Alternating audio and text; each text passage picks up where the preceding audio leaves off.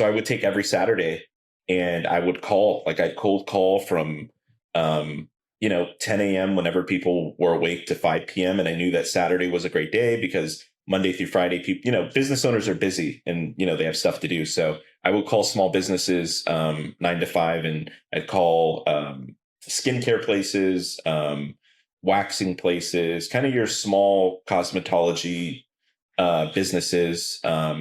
In the beginning, I had no idea that like hotels were ran by these very frugal rental linen companies. So that was like a culture shock where I was like, oh, we could, take on some hotels and like take on some restaurants. And then I find out that in San Diego, there's like Alsco and like Mission and like these guys that are at like, I think back then they were doing crazy numbers, like 9 cents a pound or something, but they were renting the linen and like, you can't compete with 9 cents a pound. So kind of a culture shock for me, but I focused on smaller, medium businesses that kind of had owner and shop, and I wanted to take laundry off their plate, and it worked. I probably got I did that for the first year, and I nailed about one account a Saturday, and about half of those accounts are still with us today.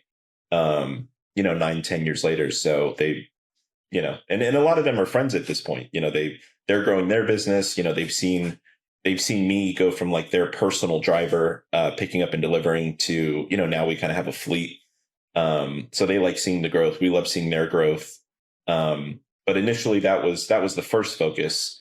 Obviously the app, took care of residential customers. I noticed in laundry that a lot of laundry businesses are kind of one dimensional. Like they focus on just residential, or they focus on, just hotels, or just like this kind of thing. And I said, I could see that. Like I could see how that makes sense. Like you specialize in one thing, but I don't think laundry, I think that you can take care, the whole pie, and you can kind of pick up everything that's there. I don't think that it's really that serious. So that's the approach we've taken. And that's the approach that's worked.